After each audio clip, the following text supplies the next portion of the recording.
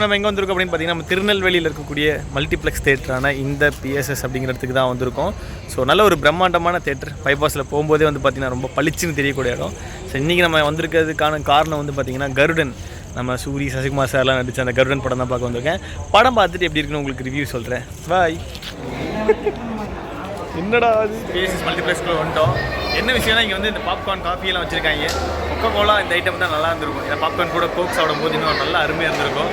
நானே இவ்வளோ பழப்பலன்னு தெரியுதுன்னா அது காரணம் வந்து இவங்க வச்சுருக்க அந்த லோகோட லைட்டிங் தான். உள்ளே போய் படத்தை பார்த்துட்டு எப்படி இருக்குன்னு உங்களுக்கு ஷேர் பண்ணுற மக்களே. சரி, நான் செவனேந்தானா போய்க்கிருந்தேன். யார் வம்பு தும்புக்காச்சும் போனனா? ஓகே, பிஎஸ்எஸ் தேட்டரில் இன்டீரியர் வந்து பார்த்தீங்கன்னா வேறு லெவலாக பண்ணியிருந்தாங்க. அது மட்டும் இல்லாமல் சீட்டை பற்றி சொல்லி ஆகணும், நல்ல குஷனிங் கொடுத்துருந்தாங்க. அது மட்டும் இல்லாமல் லைட்டர் ரெக்லைனிங் இருந்துச்சு. ஸோ எனக்கு படம் பார்க்கும்போது ரொம்ப கம்ஃபர்ட்டாக இருந்தது. படத்தை பற்றி சொல்லியே ஆகணும். ஆக்சுவலாக இந்த படம் வந்து வேறு மாதிரி, சூரியனோட ஆக்டிங் தாறுமாறாக இருந்தது. எல்லாருமே இதை நீங்கள் தியேட்டரில் தான் பார்க்கணும். ஃபர்ஸ்ட் ஹாஃப் பார்த்துட்டு நாங்கள் வெளியே வந்துட்டோம். ஃபர்ஸ்ட் ஹாஃப் எப்படி இருந்துச்சு நீங்கள் சொல்லுங்கள். இந்த இடைவெளிக்கு முன்னுள்ள சீன்ஸ் செம்ம மாஸ். ஆக்சுவலாக வந்து பார்த்தீங்கன்னா சூரியனோட ஆக்டிங் வந்து வேறு லெவலாக இருக்குது. ரொம்ப ஒரு மாதிரி நேச்சுரலாக ரியலிஸ்டிக்காக இருக்குது. கரெக்டாக பின்னிட்டான்.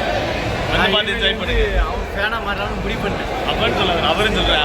நான் ஆல்ரெடி அவர் மாதிரியே இருக்கேன். இதெல்லாம் நீங்கள் கேட்காதீங்க. செகண்ட் ஹாஃப் பார்த்துட்டு எப்படி இருக்குன்னு சொல்கிறோம்.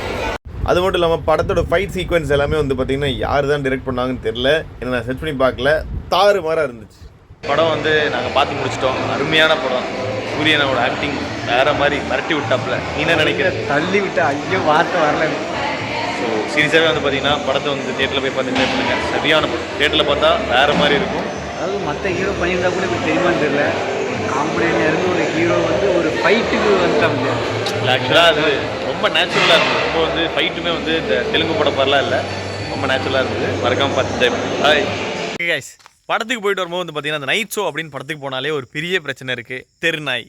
இந்த மாதிரி தெருநாய் நோத்தும் போது நீ என்ன பண்ணணும்னா டப்புன்னு வண்டி நிப்பாட்டி அதை விட சத்தமாக நம்ம கற்றணும். கத்தும் போது அது சொருநாயை கூட்டி போயிடக்கூடாது. ஆமாம், அந்த சொருநாய் ஏதாவது வண்டியை ஓட்டுறேன்னு இழுக்கும், அப்புறம் நம்ம காலை கடிச்சிடும். ஸோ அதை விட சத்தமாக கத்தணும்.